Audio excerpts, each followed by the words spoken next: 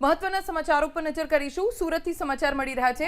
વરાછા વિસ્તારમાં ફૂડ પોઈઝનિંગની ઘટના બની છે। એક જ પરિવારના 5 લોકોને ફૂડ પોઈઝનિંગની અસર। ફૂડ પોઈઝન થતા 5 વર્ષની બાળકીનું મોત થઈ ગયું છે। ફૂડ પોઈઝનથી પરિવારના અન્ય સભ્યની પણ સ્થિતિ ગંભીર। શીતલ રેસ્ટોરન્ટનું ભોજન લીધા બાદ તબિયત લથડિયાનો દાવો। માતા પિતા સહિત 2 બાળકીઓ હોસ્પિટલમાં સારવાર હેઠળ।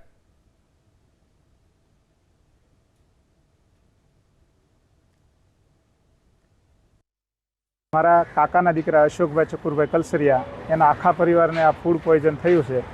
શીતલ રેસ્ટોરન્ટની અંદર જે ઈસરકુપામાં આવેલું છે ત્યાંથી 15 તારીખે સાંજે 2 શાક લઈ આવેલા અને ઘરે જમ્યા।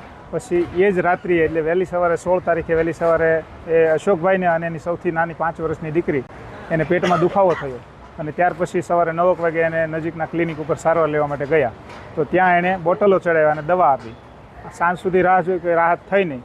પછી બીજા દિવસે પણ સવારે તકલીફ વધી ને બાકીની 2 દીકરીઓ અને અશોકભાઈના વાઈફ એને પણ આ તકલીફ પેટમાં દુખાવો અને ઝાડા ઉલટીની થઈ એટલે તાત્કાલિક રિપોર્ટ કરાવ્યા। હવે રિપોર્ટ આવે એ પહેલાં જ આ આર્યા નામની જે 5 વર્ષની દીકરી છે એને ખૂબ જ આંચકી જેવું લાગ્યું અને આંખું તરવા લાગી એટલે તાત્કાલિક સદવિચારમાં અમે દાખલ કરતાં જ 15 થી 20 મિનિટની સારવાર દરમિયાન જ અમે હાજર હતા અને એને ફૂડ પોઈઝનના હિસાબે એનું ડેથ થયું।